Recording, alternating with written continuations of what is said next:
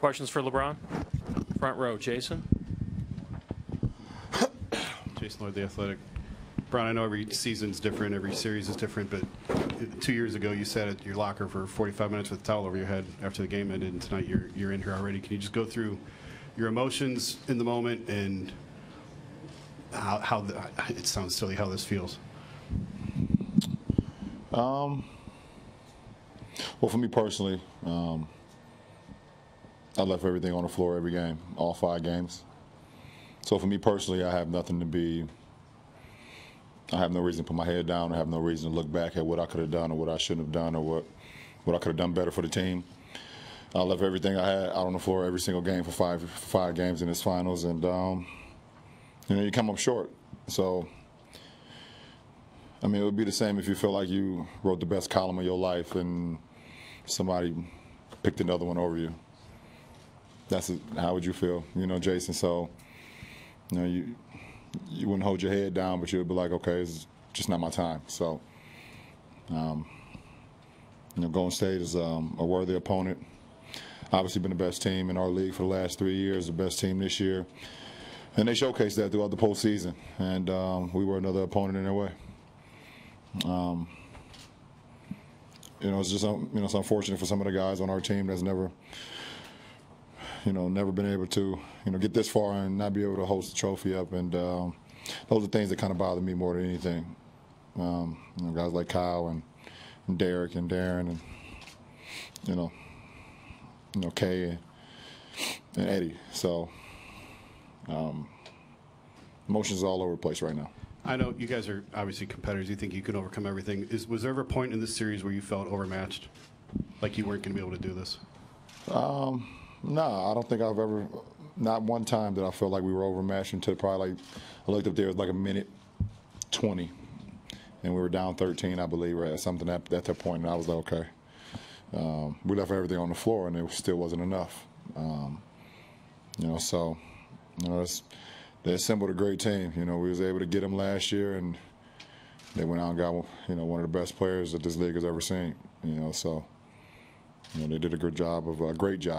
Their front office and their players by doing that recruiting, the things that they did in the summertime, and obviously they paid dividends. Dave? Dave McMenamin, ESPN. LeBron, 32 years old, 14 years in the league, and now there's this team out west, that been to the finals won 2 championships in the last 3 years. How do you view them when you look at what's your future in the league? Well, I mean, it's a two-sided question, because for me personally, I don't know. I need to sit down and figure this thing out,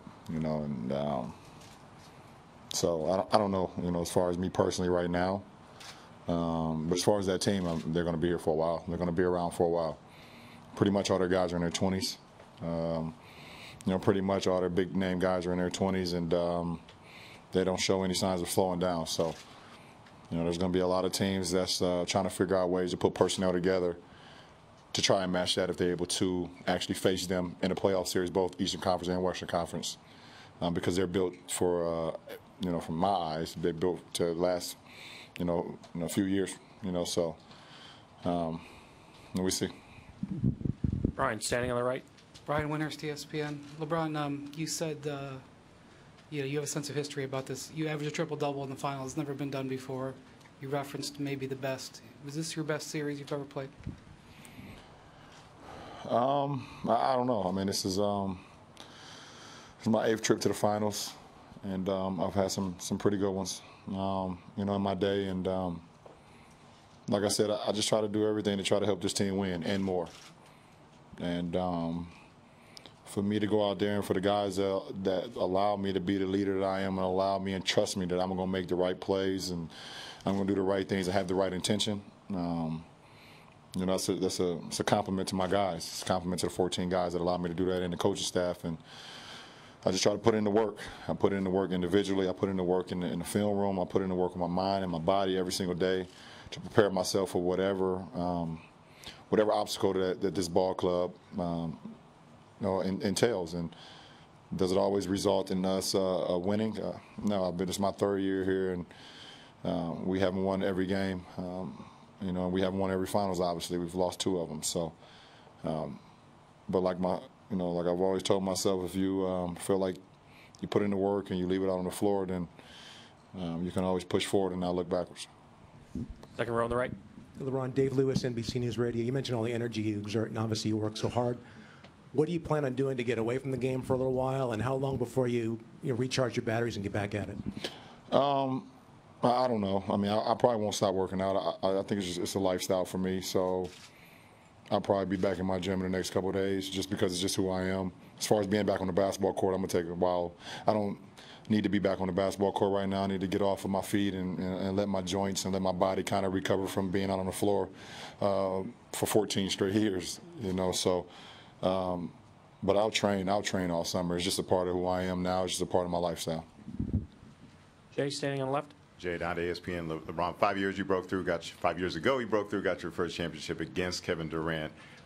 Having those burdens and those expectations to finally achieve it, I'm wondering if you could offer your perspective, what you think it must be like for him having experienced something like that yourself. It's a great feeling. You know, when you're able to work hard, you're able to put in the work and accomplish a feat like that. It's something that we all dream about.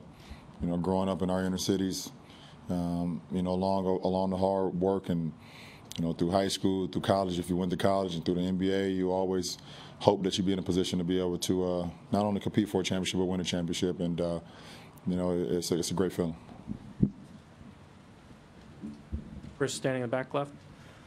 Chris Haynes, ESPN. Ron, obviously you can't control where free agents go and teams get stacked or whatnot. How would you look back at this season? How can you assess this season? Our team, our ball club? Yes.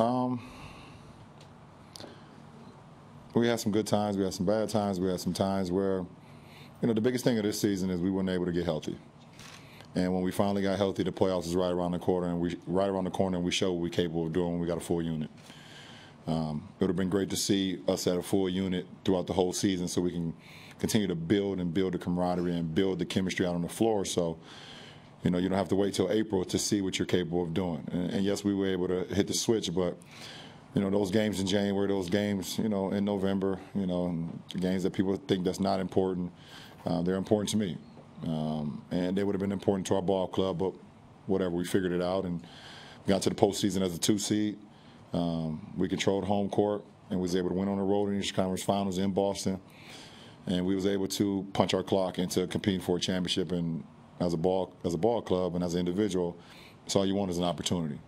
You know, obviously, we ran against, like I said, a worthy opponent, one of the best playoff teams that this league has ever seen, obviously. And we weren't able to get over the hump and accomplish what we ultimately wanted to do.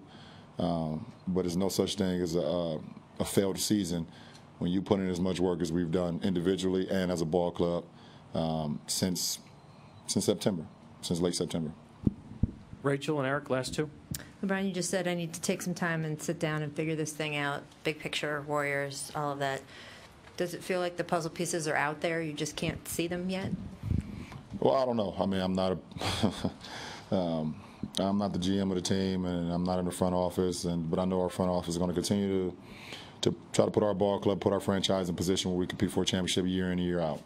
And like I said, you know, teams and franchises are going to be trying to figure out ways that they can put personnel together, the right group of guys together to be able to hopefully compete against this team. And like I said, they're assembled as good as you can assemble. And I've played against some really, really good teams that was assembled perfectly, and they're right up there. So we will see, but I will get away from the game a little bit.